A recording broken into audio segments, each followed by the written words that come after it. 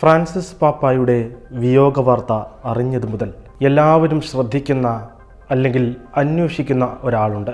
കർദിനാൾ Kevin Farrell എന്നാണ് അദ്ദേഹത്തിൻ്റെ പേര്. പാപ്പായുടെ വിയോഗ വാർത്ത ലോകത്തെ അറിയിച്ച ഈ കർദിനാൾ ആരാണ്? ഫ്രാൻസിസ് പാപ്പായുടെ മരണശേഷം പുതിയ പാപ്പായെ തിരഞ്ഞെടുക്കുന്നതുവരെ കർദിനാൾ ഫാരലിനാവും വത്തിക്കാൻ കാര്യങ്ങളുടെ മേൽനോട്ടം.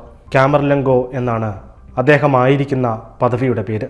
2019 കർദിനാൾ കെവിൻ ഫാരൽ അപ്പസ്തോലിക് ചേംബറിൻ്റെ കാമർലംഗോ ആയി നിയമിതനാവുന്നത്.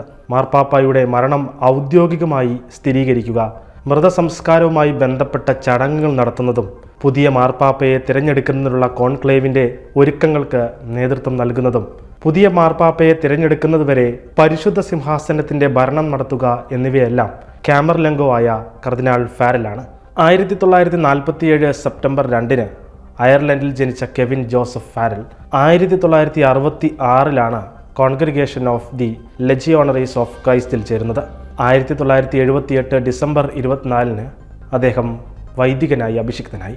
സലമംഗ സർവകലാശാല, പൊന്തിഫിക്കൽ ഗ്രിഗോറിയൻ സർവകലാശാല, റോമിലെ സെൻറ്റ് തോമസ് പൊന്തിഫിക്കൽ സർവകലാശാല എന്നിവിടങ്ങളിൽ അദ്ദേഹം പഠനം നടത്തിയിട്ടുണ്ട്. 1984 വാഷിംഗ്ടൺ അതിരൂപതയിലേക്ക് ഫാരൽ നിയോഗിക്കപ്പെട്ടു.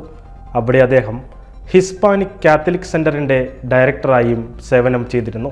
1989 അദ്ദേഹത്തെ അതിരൂപതയുടെ ചീഫ് ഫിനാൻഷ്യൽ ഓഫീസറായി നിയമിച്ചു. 2002 വാഷിംഗ്ടണിലെ സഹായ ബിഷപ്പായി നിയമിതനായ അദ്ദേഹം കൂരിയയുടെ മോഡറേറ്ററായും വികാരി ജനറലായും സേവനം ചെയ്തിട്ടുണ്ട്. ഏറ്റവും ഒടുവിൽ പുതിയ സഭയുടെ തലവനെ തിരഞ്ഞെടുക്കുന്നതുവരെ ആ സ്ഥാനം അലങ്കരിക്കാനും നിയോഗിക്കപ്പെട്ടതും കർദിനാൾ ഫാരൽ തന്നെയാണ്.